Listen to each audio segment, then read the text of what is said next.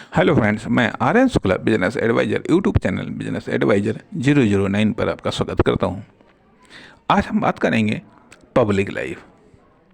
हम बात कर चुके हैं पर्सनल लाइफ की, हम बात कर चुके हैं लिमिटेड लाइफ की। अब हम बात करते हैं पब्लिक लाइफ की। पब्लिक लाइफ की यह पब्लिक लाइफ दो प्रकार की होती है, लिमिटेड पब्लिक लाइफ और unlimited public life. Limited public life में किसी क्षेत्र विशेष की बात आती है, जैसे कि मान लिया चाहे डॉक्टर हो, चाहे इंजीनियर हो, चाहे बिजनेसमैन हो, मैन हो, ये सब लोगों की जो पब्लिक लाइफ है वो लिमिटेड लाइफ होती है। अर्थात या ये कह लो कि हम इसको मानते हैं, हम इसको मान करके चलते हैं, ठीक है। लेकिन साथ ही साथ इसमें दो लोगों की लाइफ को हम अनलिमिटेड के दायरे में रखते हैं। एक तो नेताओं की लाइफ, ये अनलिमिटेड पब्लिक लाइफ। दूसरी चीज़ एक्टर्स की लाइफ, ये भी, इसको भी हम अनलिमिटेड पब्लिक लाइफ में रखते हैं। क्यों रखते हैं? इसलिए रखते हैं कि जो नेता हैं, इनके आचरण से, इनके व्यवहार से, इनके क्रियाकलापों से, इनके पहनावों से, इनकी आदतों, इनकी रुचियों, इनके लाइफ से पूरी जनता सीखती है। पूरी जनता पर इसका प्रभाव पड़ता है, पूरी जनता इनसे प्रभावित होती है। और क्योंकि ये जनता के समर्थन से ही ये नेता बनते हैं। अब यहाँ पर जो पब्लिक लाइफ है, पब्लिक लाइफ में यदि आप अपनी पसंद को थोपते हैं, पब्लिक लाइफ का मतलब है कि पब्लिक की पसंद का सब। अब यदि यहाँ पर यदि अपनी लाइफ को थोपते हैं तो वो चीज़ बेहतर रिस्पांस नहीं देती है। पर्सनल लाइफ अलग है और पब्लिक लाइफ अलग है। लेकिन जब आप पब्लिक लाइफ जीने लगते हैं, तब आपकी पर्सनल लाइफ रह ही नहीं जाती है। पर्सनल लाइफ रह ही नहीं जाती है कि जब आप पब्लिक लाइफ जीने लगते हैं तो। जब आप पब्लिक लाइफ जीने लगते हैं तो आपकी पर्सनल लाइफ नहीं रह जाती। यदि आपको पर्सनल लाइफ जीना है तो पब्लिक लाइफ को त्याग देना है, तब आप पर्सनल लाइफ को जी सकते हैं। नहीं तो पब्लिक लाइफ से वो उतना बेहतर रिजल्ट नहीं मिल सकता है। उदाहरण के लिए यदि हम देखें तो हम पाएंगे कि हमारे धर्म ग्रंथों में भगवान राम का करेक्टर है, या भगवान राम हैं, अपने आप में एक महापुरुष हैं, मर्यादा पुरुषोत्तम नाम है, जिनके बारे में जितनी प्रशंसा की जाए कम है। लेकिन यहाँ पर हम उनको याद कर रहे हैं उनकी एक पब्लिक लाइफ के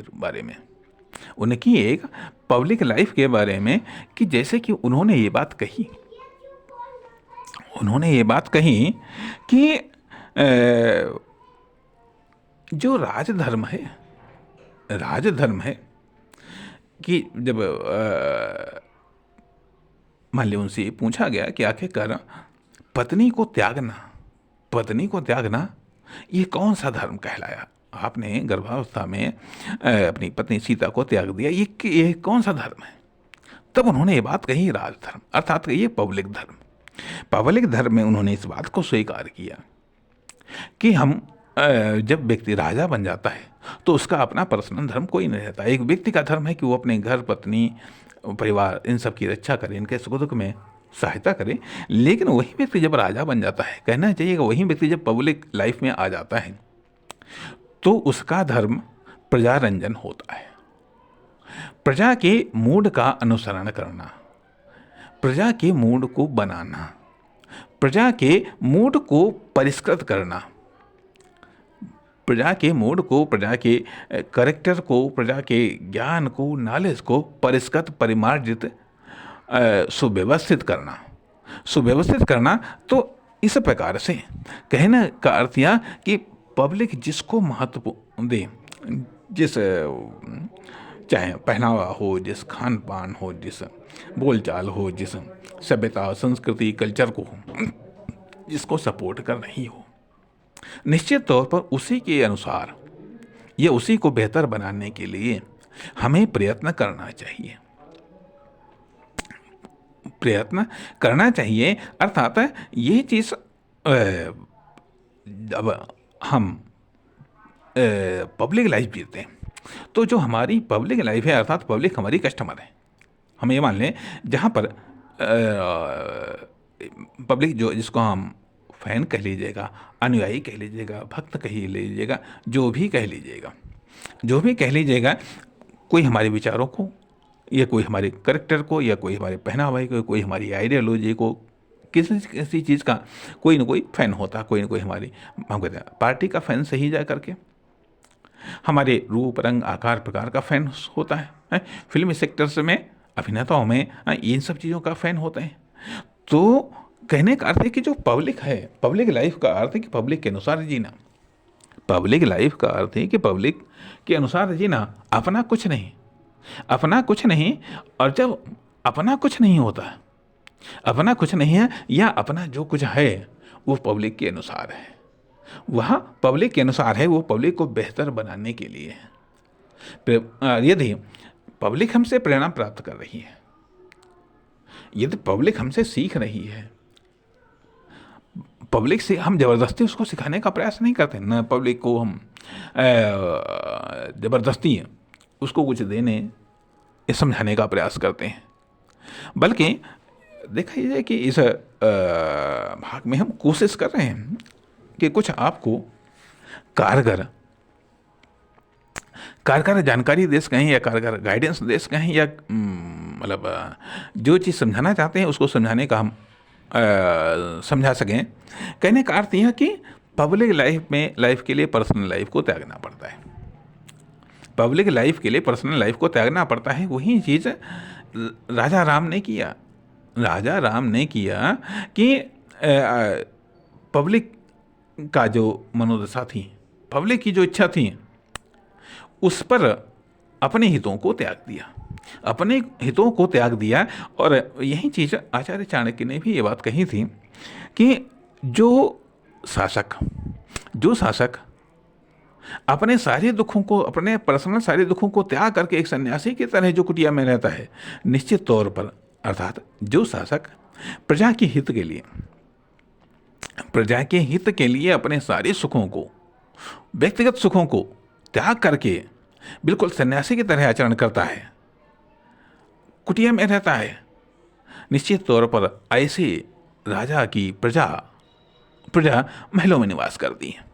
परंतु जो राजा अपने सारे भौतिक सुखों को अपनाता है, निश्चित तौर पर ऐसे राजा की प्रजा झोपड़ियों में रहती है। तो कहने का अर्थ यह बनता कि उस व्यक्ति जो पब्लिक लाइफ जीने वाला है, उसके अलावा हर व्यक्ति उसके लिए पब्लिक है, उसके लिए हर व्यक्ति पब्लिक है।